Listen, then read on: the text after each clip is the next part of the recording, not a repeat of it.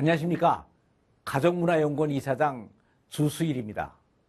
이제 7월 말 장마도 지나고 산으로 바다로 여행을 떠나는 바캉스의 계절이 돌아왔습니다. 그래서 오늘 여기에서는 크리스천으로서 이 휴가를 어떻게 보내는 것이 바람직한가 하는 것에 대해서 한번 생각을 해보겠습니다. 나는 이 바캉스의 계절만 되면 늘 저희 아버님을 머리에 떠올립니다. 저희 아버님은 원래 상당히 보수적이셨고 권위주의적인 가부장이셨습니다. 그럼에도 여름이 되면 항상 저희들을 가족을 데리고 어디론가 가는 것을 빼놓지 않으셨습니다. 1950년 때면 부산에 피난을 내려가서 힘들게 살고 있을 때였는데도 불구하고 매년 여름엔 송도나 해운대, 수영 등의 해수욕장으로 늘 우리들을 데리고 다녔습니다. 그래서 지금도 가끔 옛날 앨범을 꺼내보면 나는 그래도 중학생이었으니까 수영복을 입고 있었는데 동생들은 수영복도 입지 않은 채 벌거벗고 찍은 사진들이 많이 있어서 지금도 가끔 그것을 보면서 배꼽을 빼며 웃습니다. 그런데 아버님과 같이 보낸 여름 휴가의 클라이막스는 바로 내가 대학교 3학년 때였습니다. 그해 누님이 약혼을 하고 결혼식 날이 다가오고 있었습니다. 그래서 아버님은 온 식구들이 같이 휴가를 보내는 것도 이번이 마지막이 될 것 같다고 하셔서 서해안으로 3박 4일의 캠핑을 가기로 했습니다. 당시 나는 대학생으로 몇 번 캠핑을 가본 경험이 있었기에 텐트를 위시한 모든 캠핑 도구를 준비해서 온 식구가 서해안의 대부도 앞바다로 캠핑을 떠났습니다. 그때 우리 집에서 처음으로 구입한 자가용 집차에 8명이나 되는 온 식구들이 다 같이 타고 노래를 부르며 신나게 서해안으로 갔습니다. 텐트를 치고 어민들이 바다에 쳐놓은 그물에 가서 생선을 사오고 조개를 잡아서 생선 조개국을 끓여 먹었는데 그때 그 생선찌개 맛과 그 서해안 바다 위로 떨어지는 해와 저녁 노을의 풍경은 내 평생의 머릿속에서 절대로 지울 수 없는 아름다운 추억으로 남게 되었습니다. 이제는 세월이 흘러서 아버님과 어머님이 돌아가신 지도 20여 년이 흘렀습니다. 그래서 내가 이제 일남 이녀의 가장이 되어서 가정을 이끌고 있습니다. 그런데 나도 아버님의 영향을 받아서 그런지 매년 여름 아이들을 데리고 휴가를 가는 것을 빼놓지를 않습니다. 그런데 몇 년 전 아이들이 다 커서 맏딸이 대학을 졸업하고 결혼을 앞두게 되었습니다. 나도 생각을 해보니 우리 아이들만을 데리고 휴가 가는 것이 이것이 마지막이 될 것 같았습니다. 그래서 좀 특별한 휴가 계획을 세우기로 하였습니다.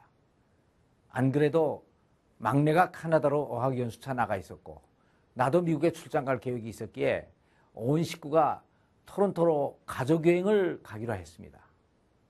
그래서 온 가족이 토론토에서 만나서 여행용 밴을 렌트해가지고 나야가라 폭포를 위시한 이것저것을 다 다니며 구경을 하고 디어허스트라는 아름다운 호텔에 묵게 되었습니다. 넓은 초원의 그림 같은 집에 묵으면서 온 가족이 얼마나 행복했는지 모릅니다. 그런데 아침과 저녁에 빼어놓지 않은 것이 하나 있었습니다. 그것은 바로 가족 예배를 드리는 것이었습니다. 물론 그동안 아이들을 데리고 가족 예배를 늘 드려왔지만 그곳에서 드리는 예배는 달랐습니다.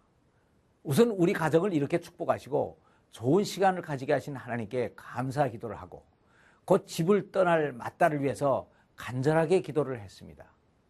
그리고 예배의 말씀을 통해서 할아버지께서는 우리 가정을 어떻게 이끌어 주셨고 그래서 너희들은 앞으로 어떤 가정을 꾸미고 어떻게 살아나가야 될 것이 바람직하다는 것을 다 얘기해 주었습니다. 예배를 드린 아이들은 나야가라 폭포를 보고 감동을 받은 것 이상으로 큰 은혜를 받았습니다. 물론 이러한 영적 은혜는 내가 옛날 아버님과 같이 보낸 휴가 때는 없었던 것이었습니다. 그래서 그 후 또 시간이 흘러서 아이들이 다 결혼을 하고 첫 여름 휴가를 맞이하게 됐습니다. 이번 휴가를 또 어떻게 보낼까 하고 저는 생각을 하다가 은혜로웠던 옛날 카나다에서의 여행을 생각하며 며느리와 사위들 모두를 데리고 바캉스 수양회를 가기로 했습니다. 사실 그동안 나는 여기저기 여러 교회를 다니면서 교회와 단체 여러 곳에서 가정에 대한 말씀을 많이 전했습니다. 그러나 막상 며느리나 사위들에게는 신앙적인 얘기를 해줄 기회가 별로 없었습니다. 그래서 아이들에게 기타를 준비시키고 찬양할 악보와 또 메시지를 준비했습니다. 그리고 강원도 영평 피니스파크에 4개의 방을 예약하고 아들과 사위들의 휴가를 그 기간에 모두 맞추게 했습니다. 3박 4일의 일정을 대충 짜고 8명이 다 같이 탈 수 있는 미니밴 스타렉스를 빌려서 같이 타고 영평으로 향했습니다. 옛날 제 아버님과 같이 조그만 집차에 정원을 초과해서 8명이 힘들게 타고 갔던 때와 비교하면 장족의 발전을 한 것이었습니다. 차가 출발하자 온 식구가 합창을 했습니다. 그런데 옛날과 다른 게 하나 있었습니다. 그것은 바로 아들의 기타 반주가 생겼다는 것이고 노래가 일반 노래에서 복음성가로 변했다는 것이었습니다. 피닉스 파크에 도착해서 고기를 구워 먹고 다음날 강릉 쪽으로 넘어가서 해수욕을 하고 생선회를 사 먹고 돌아오는 길에 계곡을 들려서 밥을 해 먹고 밭에서 옥수수를 사서 쪄 먹고 그렇게 행복할 수가 없었습니다. 그런데 여기에서도 일반 바캉스와 다른 것이 또 한 가지가 있었습니다. 그것은 바로 아침에 일찍 일어나서 기도회를 가지며 은혜를 나누었고 또 찬양을 하고 특강을 하고 저녁에는 식사 후에 말씀을 공부하며 자녀들에게 신앙 간증 시간을 가지게 한 것이었습니다. 그런데 이 과정에서 하나님께서는 우리가 미처 기대하지 못했던 놀라운 은혜를 주셨습니다. 그래서 그때까지 구원의 확신이 없이 막연하게 교회를 나가던 맞사위가 구원의 확신을 가지게 됐고 작은 사위와 며느리를 포함한 가족들 모두가 우리가 믿음의 가정이라는 것에 대해서 큰 자부심을 가지게 된 것입니다. 그래서 휴가가 끝난 다음 출근을 하여 직장 동료들에게 우리가 가졌던 바캉스 수양회에 대해서 얘기를 하며 많은 부러움들을 샀습니다. 그리고 자기는 아내가 예뻐서 장가를 잘 갔다고 생각을 했는데 이번에 처갓집의 가족 문화를 보니까 역시 내가 장가를 잘 갔구나 하는 생각을 했다고 고백했다는 것이었습니다. 우리는 일반적으로 기도회나 수양회라고 하면 교회에서만 하는 것으로 생각을 하고 있습니다. 그러나 가족 단위의 수양회를 하면 교회 수양회와는 또 다른 깊은 은혜를 받을 수가 있습니다. 물론 가정 수양회는 말씀이나 강의 면에서 교회 수양회보다는 좀 떨어질지 모릅니다. 그러나 아버지가 수양회를 인도하면 아버지가 바캉스를 신앙적으로 인도한다는 것 자체만으로도 큰 은혜가 되고 신앙과 삶을 확실하게 연결하게 해주는 계기가 되는 것입니다. 자녀들에게 있어서 어릴 때의 가정의 추억은 추억의 박물관이 되는 것입니다. 그래서 나이가 든 이후에도 인생을 살다 지치면 어릴 때 부모들과 같이 지낸 추억 속으로 돌아가서 그것들을 회상하면서 새로운 힘을 얻게 되는 것입니다.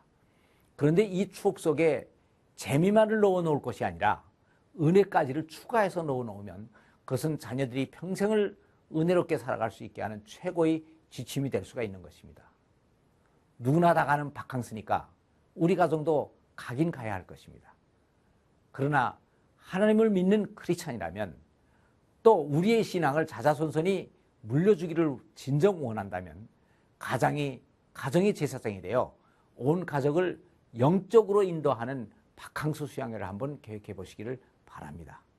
오늘 여러분들의 바캉스 짐 속에 성경과 찬송가를 넣고 또 복음성가집을 꼭 넣어두시기를 바랍니다. 감사합니다.